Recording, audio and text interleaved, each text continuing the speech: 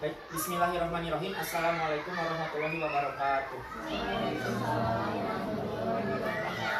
Yang terhormat Kepala Sekolah SDN 2 Langansari, yang kami hormati guru SDN 2 Langansari, yang kami hormati orang tua murid SDN 2 Langansari, dan yang kami banggakan siswa-siswi SDN 2 Langansari. Alhamdulillah wassalatu wassalamu ala Rasulillah. Kita di sini dapat berkumpul dalam acara diskusi rencana tindak lanjut pada pembelajaran PJOK pada Kombel Guru Gurame Guru Rancage Mengajar SDN 2 Langansari. Pada diskusi kali ini, pemateri kita akan dipaparkan oleh Bapak Pendi Apandi SPD, Guru PJOK SDN 2 Langansari. Tanpa membuang waktu lebih banyak lagi, saya serahkan waktu dan tempat kepada Bapak Pendi Apandi. Silakan. Terima kasih. Ya, assalamualaikum warahmatullahi wabarakatuh. Bismillahirrahmanirrahim. Selamat pagi, salam sejahtera untuk kita semua. Yang terhormat Ibu Kepala Sekolah SDN 2 Langansari, Ibu Ketua Kombel dari SDN 2 Langansari, guru-guru yang saya hormati, orang tua dan juga siswa. Pada kesempatan ini saya akan mensosialisasikan mengenai rencana tindak lanjut pembelajaran PJOK yang berkaitan dengan kepedulian terhadap kondisi siswa yang tergantung dengan gadget. Kali ini saya akan membawa judul kebugaran jasmani melalui permainan tradisional. Silakan slide Pak Kiat. Yang pertama di sini ada latar belakang di era yang digital saat ini, penggunaan gadget di anak-anak semakin meningkat seiring dengan zaman yang canggih. Banyak sekali siswa kurang melakukan aktivitas fisik. Kemudian interaksi sosial, mereka berbaur pun sangat kurang. Nah, di sini saya memaparkan latar belakangnya sehubungan dengan SD kita yang berada di transisi kota dengan akses teknologi pun cukup tinggi, sangat merasakan dampaknya terhadap anak-anak. Lebih banyak bermain game di gadget daripada mereka melibatkan fisik atau interaksi dengan teman-temannya. Nah, di sini di SDN 2 Langansari saya lihat mereka memiliki potensi besar dalam komunitas ataupun belajar yang mereka miliki, di mana nanti para guru dan peserta didik berperan aktif dalam kegiatan ini. Di SDN 2 Langansari memiliki lapangan atau fasilitas yang memadai untuk melaksanakan kegiatan-kegiatan fisik, terutama di kebugaran jasmani. Kemudian berdasarkan hasil survei dan diskusi, saya undang juga di sini ada para orang tua, kemudian ada siswa, dan untuk meningkatkan aktivitas fisik pun kita akan istilahnya mengurangi ketergantungan para siswa dalam bermain gadget, serta kita akan terutama untuk di pembelajaran PJOK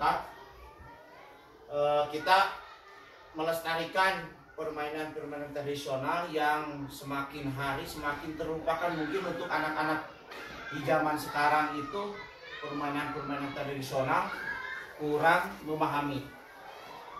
Program di sini adalah ada tujuan untuk mempromosikan suara, pilihan, dan kepemilikan dari para siswa peserta didik dalam proses pembelajarannya. Di sini saya melibatkan ada para siswa peserta didik untuk melaksanakan kegiatannya. Mereka nanti akan diberikan kesempatan untuk pemilihan permainan-permainan tradisionalnya. Nah, slide Pak Kia. Nah, di sini ada tujuan dari program ini, rancangan ini, yaitu memfasilitasi pembelajaran PJOK yang berpusat pada peserta didik dengan melibatkan komel yang ada di sekolah. Tujuan utamanya di sini adalah melestarikan budaya lokal melalui permainan tradisional. Peserta didik diajak untuk mengenal, memahami, dan melestarikan budaya lokal yang ada di masyarakat sekitar. Yang kedua, mengurangi penggunaan gadget, yaitu mengalihkan perhatian peserta didik dari gadget dengan memberikan alternatif aktivitas fisik yang menarik dan tentu bermanfaat. Yang ketiga, meningkatkan interaksi sosial dan kolaborasinya.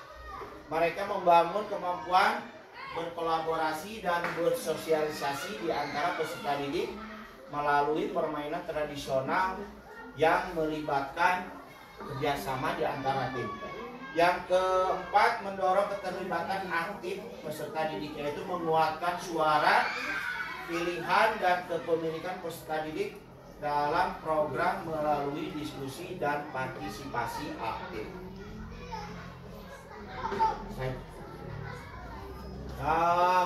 Target untuk capaian hasil belajarnya di sini, yang pertama adalah siswa mampu mengenali dan memahami setidaknya 3 jenis permainan tradisional. Yang pertama adalah aktivitasnya mengadakan diskusi dengan siswa, menentukan permainan tradisional yang akan dimainkan, kemudian mengundang tokoh masyarakat untuk memperkenalkan sejarah dan cara bermain permainannya tersebut. Hasil yang diharapkan mudah-mudahan 80% siswa dapat menjelaskan dan memainkan permainan tradisional tersebut. Yang kedua, pengurangan penggunaan gadget di luar jam sekolah. Yang pertama di sini adalah aktivitasnya mengadakan survei awal tentang penggunaan gadget, memotivasi peserta didik melalui penjelasan manfaat dari permainan tradisional. Hasil yang diharapkan, penurunan penggunaan gadget sebesar 20% saja berdasarkan laporan dari orang tua. Silakan slide dulu Pak Akia. Yang ketiga, meningkatnya interaksi sosial dan kerjasama antar peserta didik. Di sini aktivitasnya memfasilitasi permainan kelompok yang membutuhkan kerjasama dan komunikasi yang baik, memberikan kesempatan kepada peserta didik untuk menjadi pemimpin tim dalam permainan. Hasil yang diharapkan, peningkatan dalam kemampuan komunikasi, kerjasama antar peserta didiknya. Yang keempat, peningkatan partisipasi aktif peserta didik dalam program. Aktivitasnya melibatkan peserta didik dalam proses perencanaan dan pemilihan permainan, mendorong peserta didik untuk memberikan masukan dan ide-ide mereka selama berdiskusi. Hasil yang diharapkan, 90% peserta didik terlibat aktif diskusi dan pelaksanaan program. Nah, di sini ada struktur program kemitraannya. Yang pertama adalah skala program dilaksanakan nanti Ibu Bapak setiap Sabtu selama 1 jam pelajaran dari jam 7 sampai jam 7.35 dan melibatkan peserta didiknya kelas 4 hingga kelas 5 dengan rentan usianya 9 sampai 11 tahun. Di pengaturan program di sini dilaksanakan di 8 sekolah. Kemudian mereka akan memilih permainan tradisional yang dipilih sebelumnya melalui diskusi. Jadi permainan apa saja nanti yang mereka pilih. Kemudian kemitraan dalam komunitas belajarnya, saya sebagai guru PJOK menjadi fasilitator, kemudian guru kelas, Bapak Ibu mendukung pelaksanaan program dan membantu dalam pengawasan. Yang ketiga, di sini orang tua saya libatkan dalam pengenalan permainan tradisional dan memberikan dukungan moral kepada anak-anaknya. Untuk komite sekolah berperan dan menyediakan sumber daya dan fasilitas yang dibutuhkan. Nah, di sini kapasitas yang dimiliki sekolah, yang pertama di sini ada guru yang sudah berpengalaman, guru kelas, peserta didik, kemudian kondisi fisik kita di sekolah, lapangan sekolah dan fasilitasnya ada, lingkungan sekolah, hubungan baik antara guru, peserta didik dan orang tua murid, serta dukungan dari komite sekolah.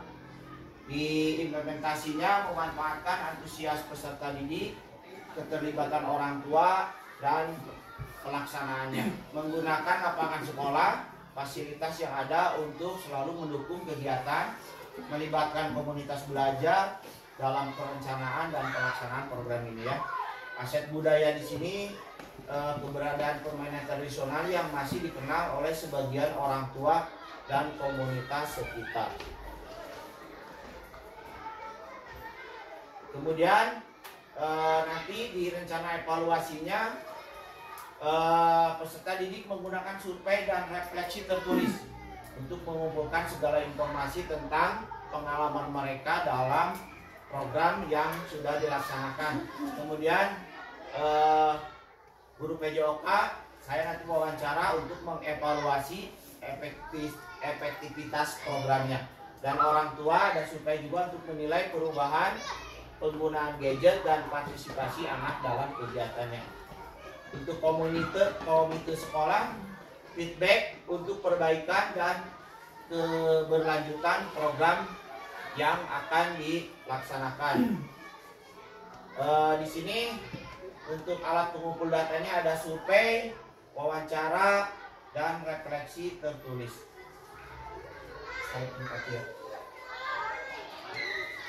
Nah, di sini ada tantangan dan solusi, yaitu potensi kurangnya minat peserta didik terhadap permainan tradisional dan resistensi dari orang tua yang lebih memilih kegiatan berbasis teknologi. Di sini ada solusinya, melibatkan peserta didik dalam proses pemilihan permainan sehingga mereka merasa memiliki program ini, memberikan informasi kepada orang tua tentang manfaat permainan tradisional untuk kesehatan fisik dan perkembangan sosial anaknya.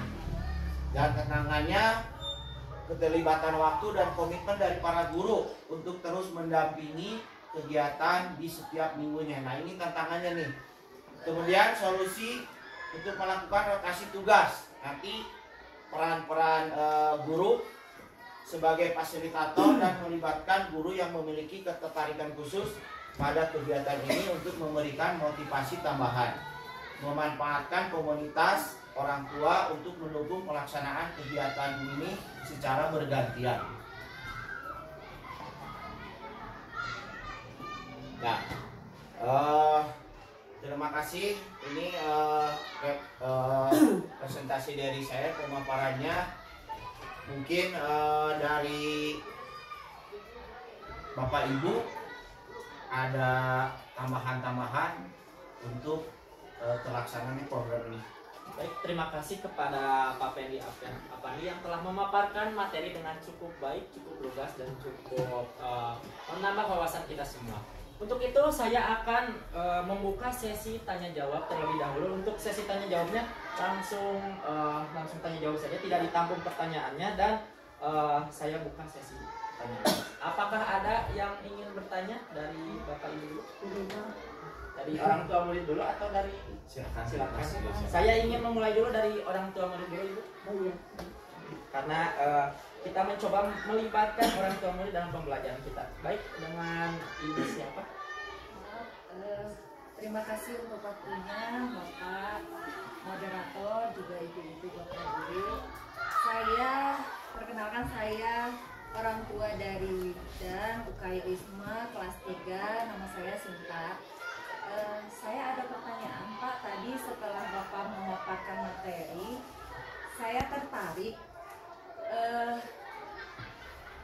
Kira-kira permainan apa ya yang berhubungan dengan pelajaran ya pelajaran PJOK dan kebugaran untuk peserta didik tersebut, karena mungkin saya sebagai orang tua saya tahu permainan tradisional, tapi mungkin saya akan lebih mengarahkan lagi anak saya untuk melakukan tradisional yang memang ada kaitannya dengan pelajaran PJOK. Begitu mungkin Pak, terima kasih. Terima kasih Ibu Sinta, silakan bisa langsung dijawab. Untuk pemilihan permainan tradisional, untuk secara umumnya saja ya, untuk nanti ibu bisa mengingatkan kepada anaknya untuk selalu yang terutama mengurangi penggunaan gadget, dan itu pemilihan olahraga tradisionalnya yang simpel-simpel saja. Kalau misalkan di rumah ada apa itu ya, karet ya Bu, bisa dengan lompat tali, tapi menggunakan karet. Bisa saja ibu misalkan karena ibu terlibat ingin sekali anaknya melaksanakan aktivitas fisik, ibu bisa mengatur waktu selama 30 detik. Anak misalkan permainan ini kurang menarik, misalkan kalau kurang menarik, ibu bisa misalkan mencari anak bisa dengan bermain egrang. Ibu tinggal misalkan kalau di sekitaran rumah ibu tidak tersedia egrang, mungkin nanti saya juga akan ketika melaksanakan program ini, anak-anak akan diingatkan untuk membawa egrang ke sekolah. Nah, mungkin nanti bisa diadakan kalau misalkan ada siswa yang ingin meminjam egrangnya, boleh itu dibawa ke rumah, karena mungkin di sekolah terbatas mungkin ya, karena waktunya. Boleh juga dengan kalau untuk permainan yang lain bisa dengan misalkan memindahkan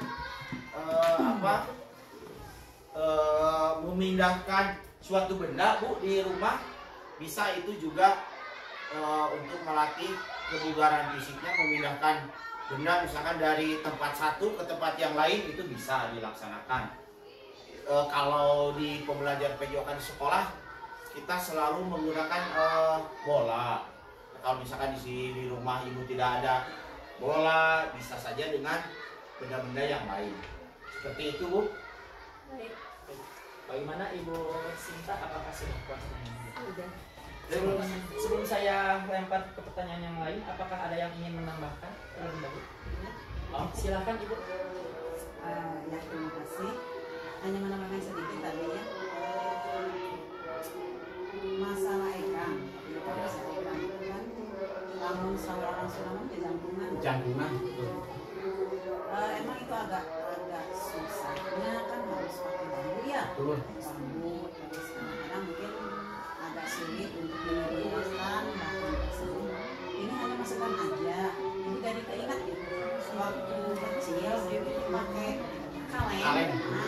Pakai tali gitu ya. Emang agak susah juga kan di dalam, tapi itu justru bisa melatih keterampilan. Ya. Sampai kadang punya, ternyata emang agak susah, harus dicari punya. Cuma kita cari aja kaleng yang bekas sulit atau bekas susu kan bisa mengganti. Dan untuk memindahkan barang misalnya, kalau di sekolah juga mungkin bisa ya, nanti kita lakukan itu di permainan tradisional. Ibu dulu suka pakai batu atau genting, pecahan genteng gitu ya, dibuatkan lingkaran, lingkaran di sebelah sana tuh di sini, nanti dilombakan gitu kan, siapa yang cepat dapat memindahkan, nah itu juga kan sudah melakukan aktivitas fisik. Iya. Jadi dengan alat yang sederhana yang ada di sekitar kita, tidak usah murni, itu bisa juga kita meningkatkan kebugaran seseorang. Salah satunya dengan tadi melestarikan permainan tradisional ya, yang memang dulu untuk sekarang anak-anak mungkin sudah sangat kurang. Bahkan sekaliannya apa ini tadi ibu juga melihat ada guru harus mendampingi. Jadi dari awal juga ayo dampingi, karena anak-anak itu ternyata memang tidak tahu, tidak ada salahnya kita dulunya di depan di sana nanti set dur kayak gitu ya. Nah terus permainan tali dan permainan tradisional apapun lah kan banyak ya, itu anak-anak banyak yang memang belum tahu. Di situ lah kita bisa mendampingi, memberikan tahu permainan ini, cara bermain seperti ini. Di situ tadi Pak Ekleri harus didampingi memang karena anak-anak kalau dibiarkan begitu tadi ceritanya juga anak-anak memang tidak tahu, belum banyak yang tahu permainan tradisional. Di sini tugas guru memang bukan hanya kita saja sebetulnya ya yang harus mendampingi ya semua guru juga.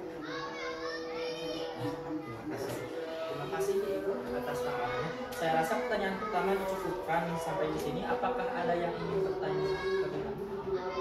Silakan Ibu Sulas. Terima kasih atas waktunya. Mungkin ini bukan pertanyaan ya, cenderung ke usulan juga. Ya.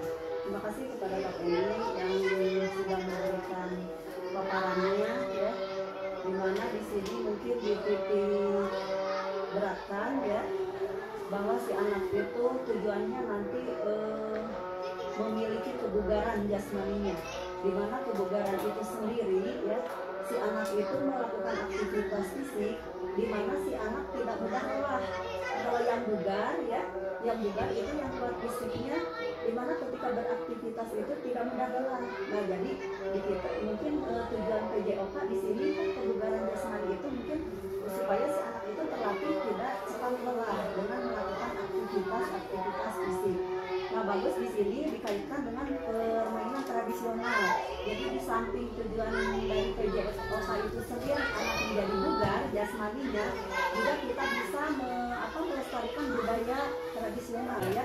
Nah mungkin di sini saya hanya sekalian usulan saja, mungkin ada orang tua, ada siswa, kemudian ada komite ya.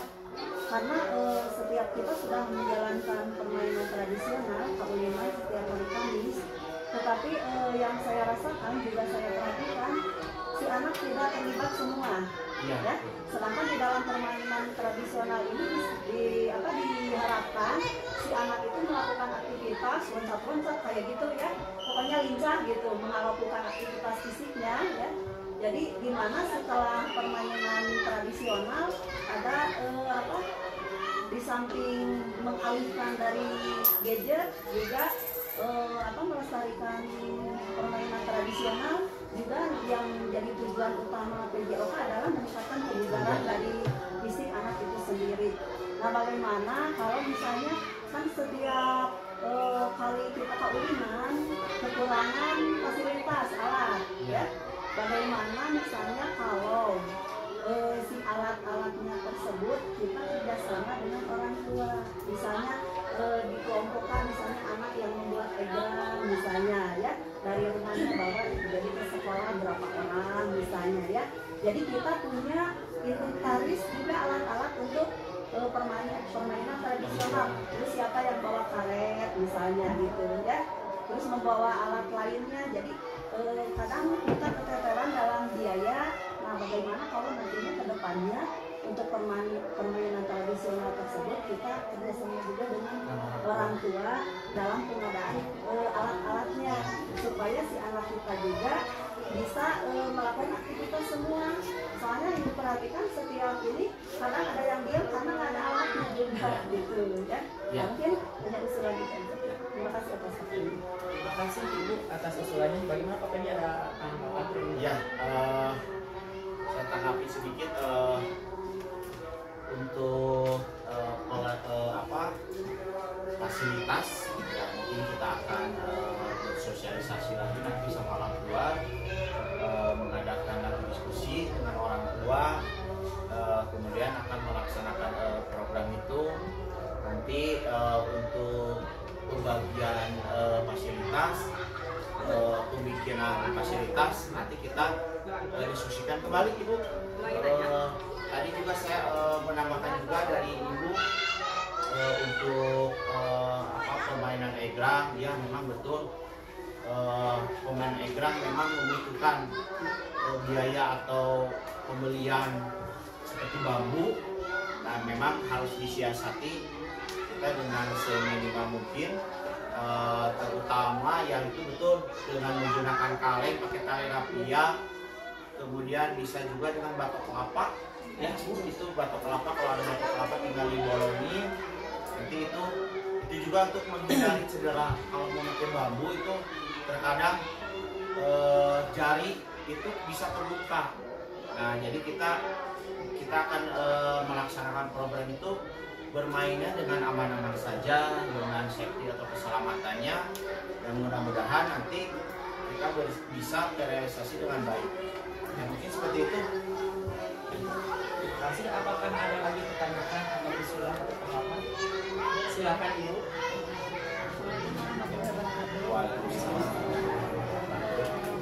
Saya di sini hanya sedikit menambahkan mungkin ya atas usulan. Tadi kan ada beberapa tanggapan bahwa permainan tradisional itu sebaiknya memang didampingi oleh guru, karena mungkin si anak pertama tidak tahu dan juga butuh pendampingan gitu lah. Nah, di sini saya mungkin mewakili karena banyak guru yang merupakan Gen Z atau guru modern gitu ya, yang mana si gurunya pun kadang belum paham permainan tradisional ini tuh gimana sih caranya. Nah, kalau misalnya ke depannya kita ada program atau ada pembahasan khusus mengenai tata cara permainan tradisional yang mungkin nanti bisa dikolaborasikan dengan permainan olahraga. Nah, jadi kadang anak-anak tidak antusias pun karena si gurunya pun kadang bingung ya, kita mainnya gini, caranya gimana ya, bingung juga gitu. Mungkin kan yang tahu adalah guru-guru senior ya, atau mungkin yang Gen Z-nya itu pada zamannya itu memang memainkan permainan tersebut gitu. Nah, sekarang tantangannya mungkin sekarang pun kadang jarang yang melihat orang lagi main permainan tradisional. Jadi usulan saya mungkin ke depannya kita bisa melakukan pembahasan mengenai tata cara permainan tradisional. Terima kasih usulannya Bu Mita. Apakah ada tanggapan? Terima kasih Bu Mita atas usulannya itu. Kita akan adakan tata cara mungkin ya, bagaimana melaksanakan permainan tradisional tersebut.